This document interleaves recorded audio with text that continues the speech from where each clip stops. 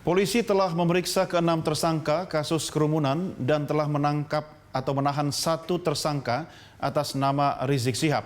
Lalu bagaimana pemeriksaan selanjutnya? Kita akan terhubung dengan rekan kami Putri Amanda dan juga juru kamera Berky Marindo langsung dari Polda Metro Jaya.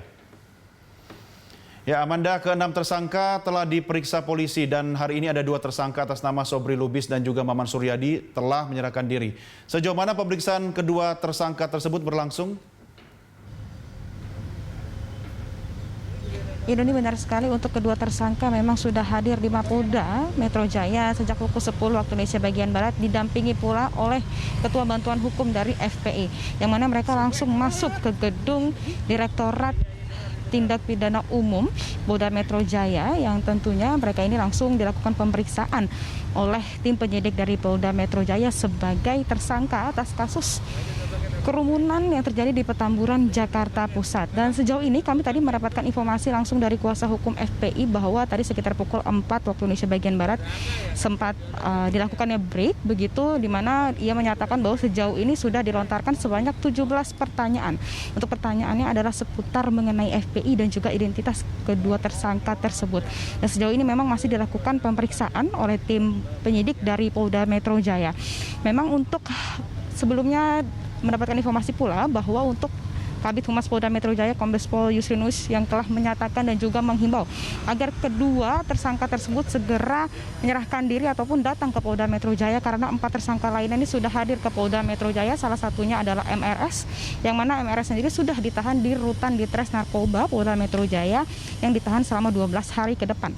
Dan untuk 3 orang di antara 3 orang lainnya yang merupakan tersangka pula, mereka ini merupakan Haris Ubaidillah, Ali Alwi Alatas dan juga Idrus, ini juga sudah menyerahkan diri ke Polda Metro Jaya pada minggu kemarin 13 Desember 2020.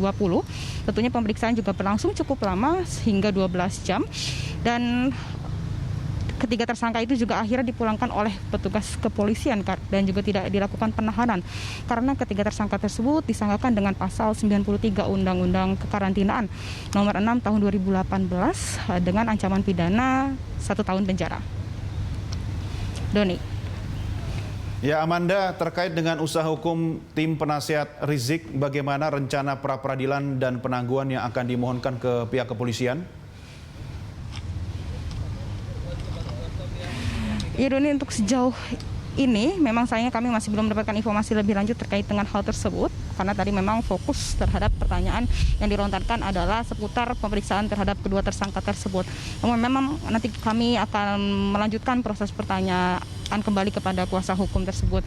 Dan sejauh ini informasi tambahan, Yoni, untuk Anda dan juga pemirsa, bahwa Polda Jawa Barat juga sudah datang ke Rutan Ditres Polda Metro Jaya untuk memeriksakan MRS sebagai saksi atas dugaan kasus pelanggaran protokol kesehatan di di Megabendung Bogor, Jawa Barat, di mana MRS sendiri yang harusnya diperiksa hari ini sebagai saksi, namun ia enggan untuk diperiksa sebagai saksi, karena ia mengatakan ingin fokus terlebih dahulu terhadap pemeriksaan yang dilakukan oleh Polda Metro Jaya, yang mana ia ditetapkan sebagai tersangka. Jadi memang tadi sudah dilakukan penandatanganan BAP antara pihak kepolisian dan juga dari MRS sendiri, yang menyatakan bahwa ia tidak bersedia untuk melakukan ataupun diberi keterangan mengenai kasus tersebut sebagai saksi.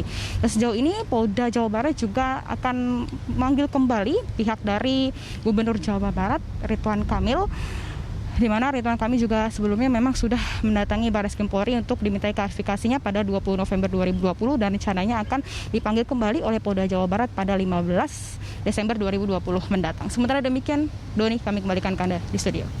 Amanda, terima kasih dan selamat bertugas kembali. Pemirsa, demikian reporter kami Putri Amanda dan juru kamera Berky Marindo melaporkan langsung dari Polda Metro Jaya.